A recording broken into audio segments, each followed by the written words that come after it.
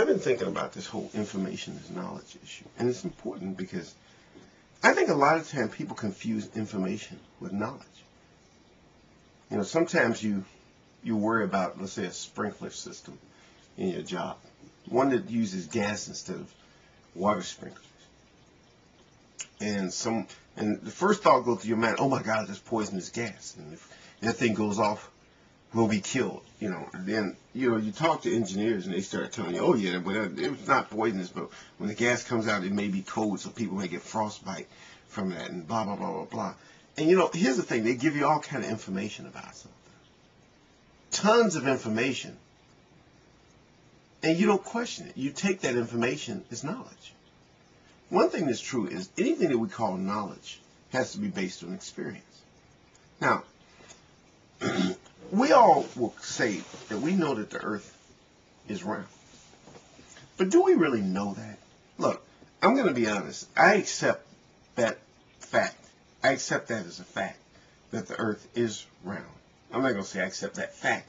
I accept the proposition, the earth is round. I accept that as a fact. I also accept as a fact the proposition that the earth is going around the sun. I accept those things as facts. So I don't question it and I don't doubt it. And it's not a matter of faith like in religion where I'm just taking it on faith. I accept those things as being true. However, can I really claim to know that those things are true? Actually, in truth, I can't claim those things as knowledge. If I'm being true to everything I've read from David Hume and understanding Hume, I can't claim to know those things. However, I don't really, if somebody said, well, you know that the earth is round. I say, okay, sure, why?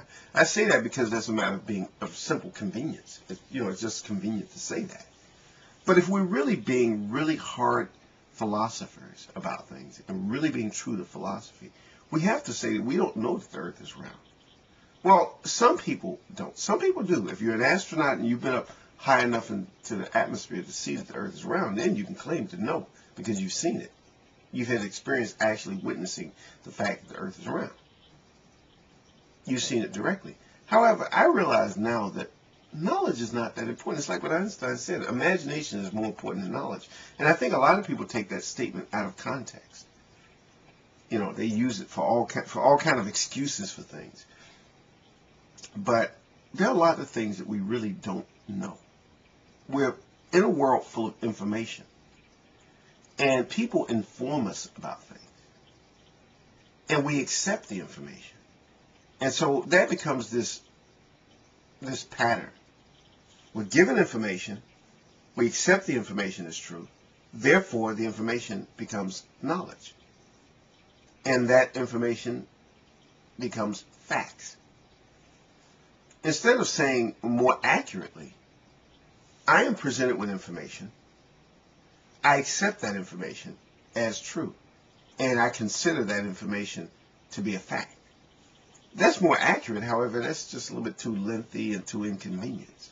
It's too inconvenient to say that. And so we don't say that. We say, oh, I know that's true. You know the earth is round. You know the earth is going around the sun. And if you say, no, I really don't know that, people might look at you and say, oh, you're crazy. You're crazy. People would laugh at you and ridicule you and make fun of you. But you're just speaking accurately. You may say, well, look, I'm saying I don't know that the earth is round, and I don't know it's going around the sun. However, I accept those propositions as being true. Speaking accurately isn't really convenient, I'm going to be honest. However, speaking conveniently isn't very accurate, and that's true. So we have to make a trade-off. Speak in a way that's more convenient but less accurate, or speak in a way that's very accurate but extremely inconvenient. You want to get along with people in the world, so you have to say things that work. You have to say what works. It gets down to a matter of pragmatism. So if somebody asks me, Philip, is the earth flat or round? I'm going to say the earth is round. And I'm also going to say, well, I know it's round. Everybody knows it's round. We say that. But more accurately and less conveniently. I was informed a long time ago from the time I was a kid that the earth is round. So many other people have said it's round. The globe is round. I've seen photographs taken from space. The earth is round. And so I accept that as being true. I don't doubt that it's round. I have no doubts whatsoever that it's round. However, if you say it that way, it's just that's too lengthy. Come on. Just say, I know it's round, okay? Simple, short. So we always make this trade-off. If you get to be a philosopher, a real philosophers have to analyze every little thing. They don't take anything for granted. Everything has to be accounted for. You have to account for every statement that you make as true. You have to account for every claim, no matter how obvious it is. It could be so obvious, it's like, come on, give me a break. That's why I think philosophy is looked at as a crazy type of thing by most people, by the average person who doesn't know philosophy. Because they think that stuff makes you crazy, because you become over-analytical. You're analyzing the shit out of everything. And, it's like, okay, that's too much. But when you get into philosophy, you love it. You can weed out the differences between statements of truth and false statements. It becomes quite a valuable tool.